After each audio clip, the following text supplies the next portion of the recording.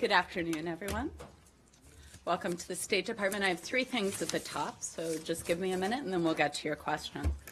Today, the Department of State is pleased to announce the 6 winners of the 2016 Secretary of State's Award for Corporate Excellence, or ACE. This year, the 4 ACE categories: inclusive hiring practices, small or medium enterprises, sustainable oceans management, and transparent operations. We put out a media note on this earlier, so you can take a look at that, but we offer our congratulations to the winners. Each of these companies is contributing to the growth and sustainable development of local economies in which they work. Next, President Obama has designated Ambassador David Bruce Wharton as the acting Undersecretary of State for Public Diplomacy and Public Affairs, effective December 8th. As acting Undersecretary, Ambassador Wharton leads America's public diplomacy outreach, which includes communications with international and domestic audiences, cultural programming, academic and professional exchanges, messaging to counter terrorism and violent extremism. A career member of the Senior Foreign Service, Ambassador Wharton began his diplomatic career in 1985.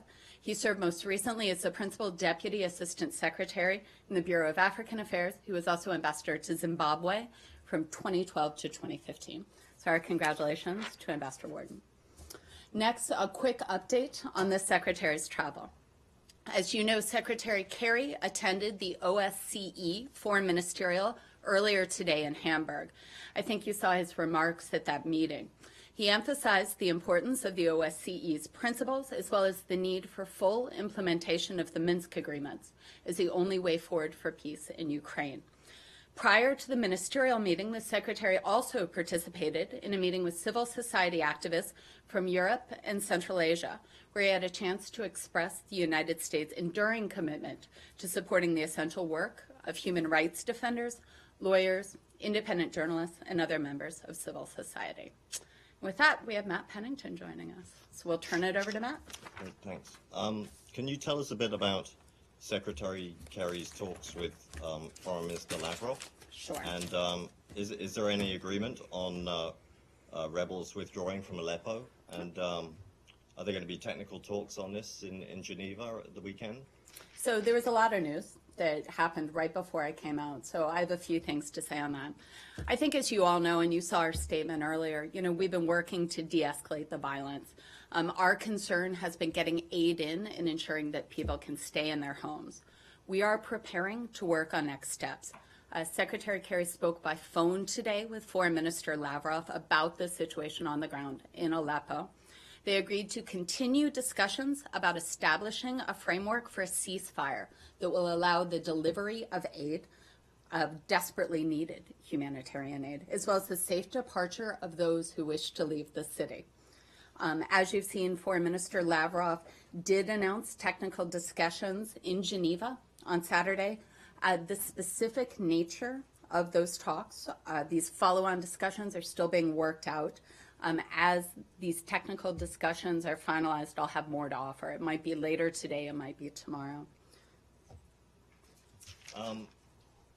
Foreign Minister Lavrov also mentioned that there'd been that the Syrian army had suspended action to allow civilians to leave the city. Do you have any confirmation that that's happening? Yeah, separately, we did see that. I have no confirmation of that. There was Foreign Minister Lavrov did say the Syrian regime had suspended their military operations in Aleppo. Obviously we would support any decrease in the violence visited on the Syrian people, but for confirmation on that, we would refer you to Foreign Minister Lavrov to speak to, or the Syrian regime themselves.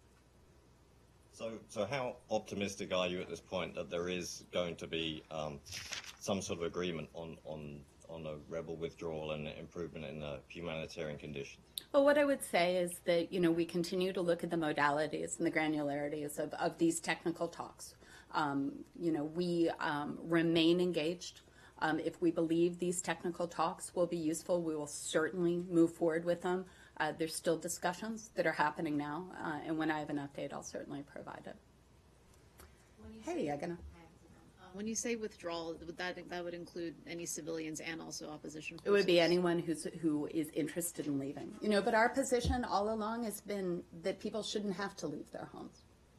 So, hi. Hello. Felicia. So Jan Egeland said earlier today, I guess after Lavrov said that the Syrian army had stopped their offensive, that they had received authorization to get into eastern Aleppo. Do you have any information on whether the UN will have access? Well, we saw that announcement. We remain hopeful, is how I'd characterize it, that this new authorization would allow for this vital humanitarian aid to go into the people of eastern Aleppo. But we're realistic about the continued violence taking place and the difficulty for the UN in moving this aid forward. And they haven't had any access. You know, I'd refer you to the UN for details on that. It's my understanding, though, that the people of Aleppo have not received an aid delivery since July. Hi, Mohammed. Nice to see you. Thank you. You said we are preparing for our next step. That Can would you be elaborate these on technical discussions. That was what I meant. that? Okay, and do you have any number how many civilians are stuck right now in Aleppo? No, that would be a question I think would best be directed at the UN. They would, because they would be the ones who would be governing that aid delivery, they would be the ones taking a look at that. I'd direct you there. And you also have any idea how many civilians had been killed so far in the last 4 weeks? Again, this is something I think probably the UN would be best to speak to. I would say in a situation like that, in a complex situation where we frankly don't have people on the ground, it would be irresponsible for me to estimate. Samir. What's the expectations from the Paris meeting on Saturday? For the Syria, you're talking about these technical discussions, or you're talking about the ministerial meeting? I'm not going to get ahead of that. I think you saw that, from the statement earlier this week, as well as Secretary Kerry's very clear position that he will continue to press forward. We will continue to push for a cessation of hostilities. We will continue to push for the delivery of aid. We will continue to push for space so there can be some sort of political dialogue. We're looking forward to those discussions. We'll see where that goes. Okay, thank you. Nike. Right, Ghana? Yeah, let's go to Ghana. Do you have any update? It seems that the Electoral Commission is delaying to announce the official result. Well, we understand that might be delayed because voting was postponed in Jaman North constituency until today, I believe. And it's my understanding, and again, I'm going to refer you to the Ghanaians, it's their election, they're the experts on it, is that they delay the results. Our final results are expected 72 hours after the conclusion of voting. So that's my understanding on that. But just specifically on that, we note that Ghana has a long tradition of peaceful democratic elections, and we congratulate them on their sustained commitment to democracy. This was the best briefing ever. You guys got anything else, Mohammed? Back to Syria. Separate to Russia's plan on suspending the violence in Aleppo, is there any specific plan that U.S. is as I said at the top, we continue to have these technical discussions, or we are having discussions about the modalities of the technical discussions. As we have more clarity on that, I'll certainly let you know. But at this, I'm not going to get into specifics. Sure, no, of course. It's like a little bit jargony. When you say the discussions about modalities, can you just lay out a little bit? So what we are anticipating doing as we continue to look to have the technical discussions that Foreign Minister Lavrov spoke about today is we're looking for the details of structure, topics, who would participate. And we should have more on that soon. It's great. Ma'am. Ariana Television Network. As you know, a month ago, ICC, International Criminal Court in the Netherlands, announced that they are going to start soon the case for the people who are involved regarding criminal cases to work on them and bring them into justice. Do you think that Afghan government agreement is important, or just whatever they wanted to do it, they can do, or Afghanistan government also should show their agreement? So we spoke about this quite at length when this case came out. We spoke about the U.S. view that we felt that as the U.S. is not party to this, we did not feel that this was a step that we would do. In terms of the Afghan government, I would ask you to direct your questions to the Afghan government. That would be something for them to speak to. Okay. Thanks. One more, Matt. South Korea. Yep. There's going to be an impeachment vote, by the sounds of it, on Friday against President Park. Could you say a little bit about how this political uncertainty has impacted the alliance relations between the U.S. and South Korea? Well, we've spoken about this before. You know, our alliance with the Republic of Korea remains strong. You know, this is an internal matter for the people of Korea. We would point you to the Korean government to speak to this. But our relationship with the Korean government is strong, is deep, is solid. We don't see any impact. And has the embassy had any, or has the U.S. government had any direct contact with President Park in the last, this month? I would have nothing to read out on that. Hi. Just to follow up on that question, do you see any impact on discussions on North Korea or on the trilateral talks that are scheduled for later this month? Okay, well, I think our position, as you know, on the denuclearization of the Korean Peninsula is well known. I'm not going to get ahead of any talks, but our position hasn't changed on that. Okay. Hi. Of course. Thank you. Yesterday, Mark was asked about the report, amnesty report, and there were some remarks. I just wanted to ask, you have some disagreement over the amnesty report, I think. Where does the U.S. government got their facts when it comes to Turkey Southeast? Their facts in terms of what? There were some disagreements, for example, enforced dislocation of the Turkey's Kurds. Mm-hmm. And the Mark stated that there is no enforced dislocation. There are dozens of witnesses spoke to amnesty report. I am curious, where does the U.S. government get their facts that there is no enforced dislocation? Okay, well, I think you're conflating a couple different things. So I'm going to let, certainly Amnesty speak to their own report, and I'll let the Turkish government speak to their own assessment on the facts. We've been very clear about our concern over the fate of the residents of Sur and other cities in Turkey's southeast whose lives have been profoundly affected by the violence between the PKK and Turkish security forces. We note again, as we've said several times, the PKK is a U.S. designated foreign terrorist organization. We call again for the PKK to lay down its arms, and we ask the Turkish government to respond in ways that reinforce the rule of law, and they also respect fundamental freedoms. So, I got this statement. The question was yesterday, to repeat that question, what is your understanding whether there is a enforced dislocation of Turkey's Kurds, or do you disagree? No, as I said, the question is the impact on the residents of the area. I'm not going to call out any particular group, but we have been very clear about our concern on all residents of that area because of this fighting. I'm not going to characterize it. I'd let Amnesty speak to their own report. Ilhan. Saeed. Sorry for being late. It's always nice to see you, though.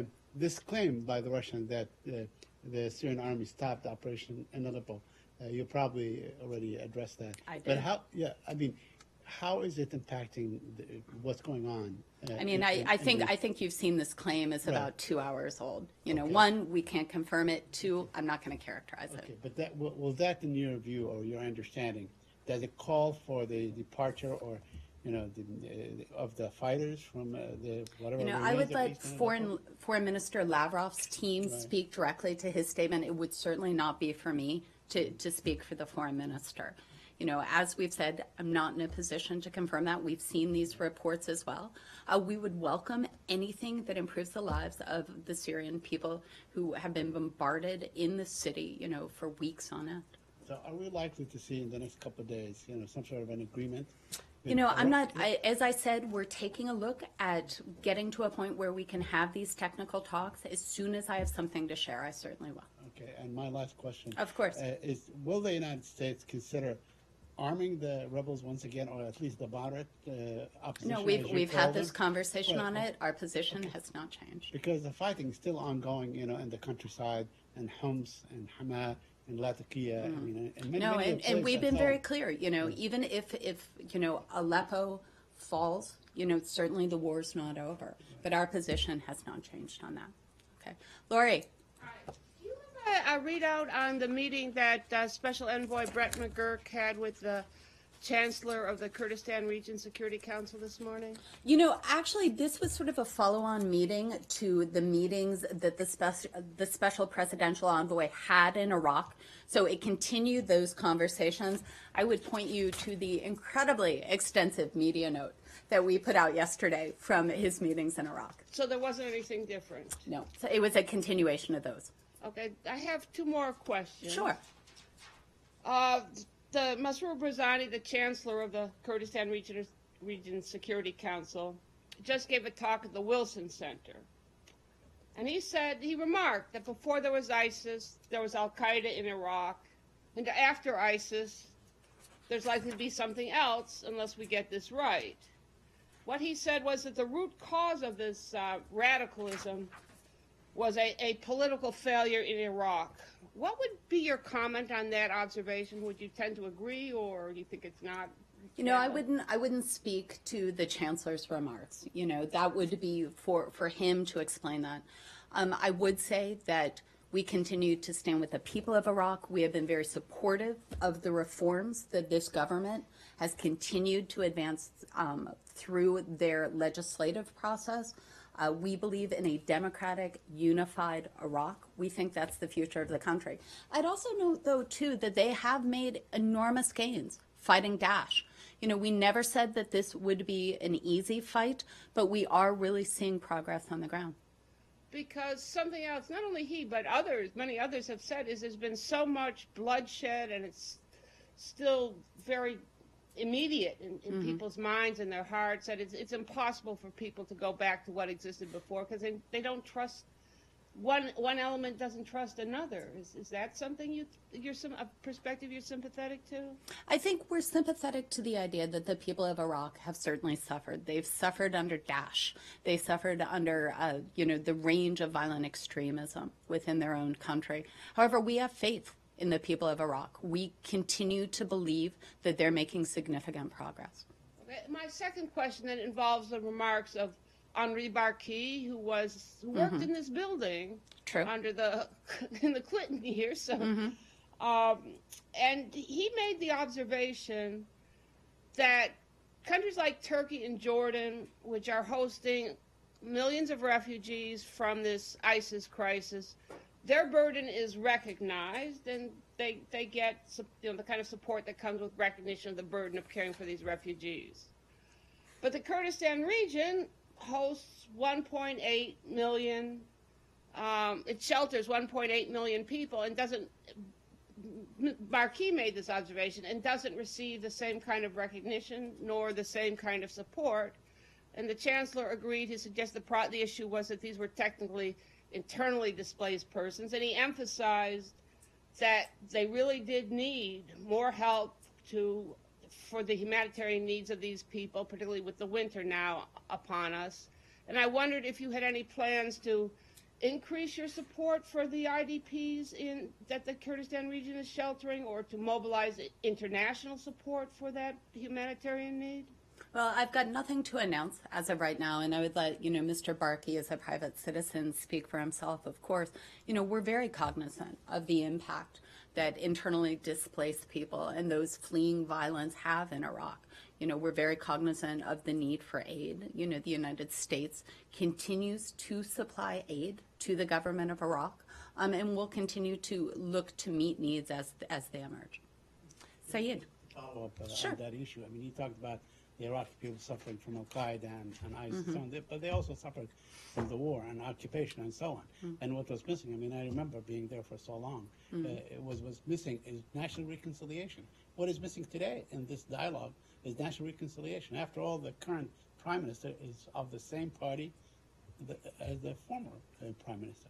What is being done? What is the United States or your administration in its final week doing to sort of reignite a path for national reconciliation. Well, I think we have seen progress. We have seen important steps taken on reform. We have seen efforts made across sectarian lines. We're not saying the work is done. I don't think for any of us in any of the countries, including my own, work is ever done on this. But we do recognize when progress has been made, Saeed. Great. Matt?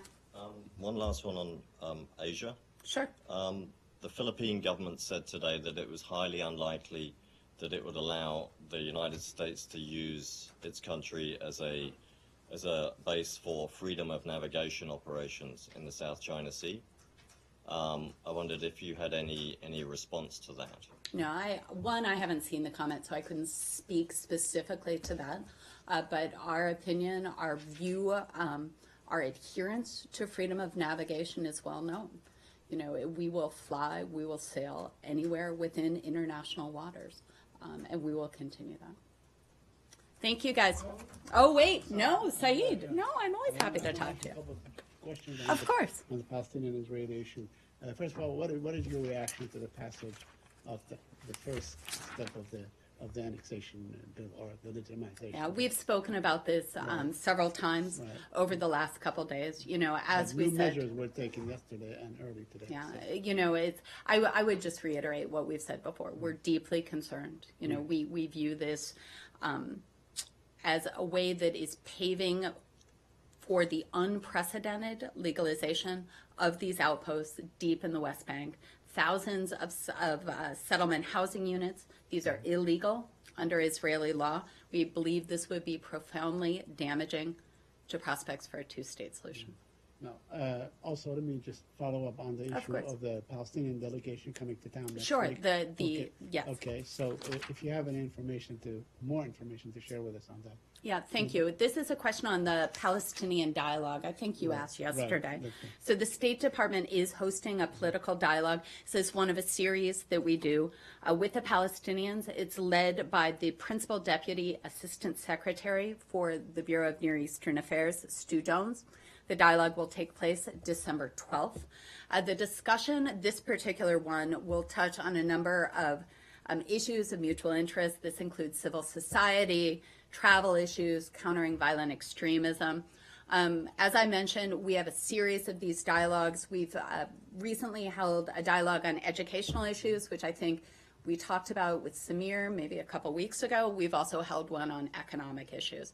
This has been in the works for several months, and we look forward to it. So, but the top negotiator is coming, and the advisor to Abbas is coming, and so on. So it seemed very political. The delegation itself is quite political. Are they not going to discuss issues or initiatives that the administration might be taking in its final weeks? As this is so, Middle East peace is not on the agenda for this particular dialogue. Right, but that one would expect that this issue would come up, right? Well, not for in this dialogue. It's certainly not on the agenda. This is very much focused, as I mentioned, on civil society issues, violent extremism. And finally, have you developed a position on the peace conference in Paris? I have no update from what Mark said yesterday on that. We continue to look at it, and we're in touch with the French. Michael? You don't have answer. You told me, but it's. I saw yesterday and today that you have 10 readouts about the meetings that the secretary had in Brussels. And you don't have one about the meeting between the secretary and Mr. Çavuşoğlu. Well, what I could say is the secretary enjoyed his meeting with the Turkish foreign minister. They discussed a range of issues of bilateral importance. Yeah. This was on the margins of NATO, talked about the alliance. But according to the Turks, they discussed Cyprus. And Cyprus, is a very... I have no details to read out on that. Is it possible Michael. to ask now that... I did, and I just have nothing to offer on that. And also, if you can find out if the secretary met with the Greek foreign minister, I asked. Okay. Yes, I have no meeting to read out on that either. Thank you very much. Okay. Thanks, guys.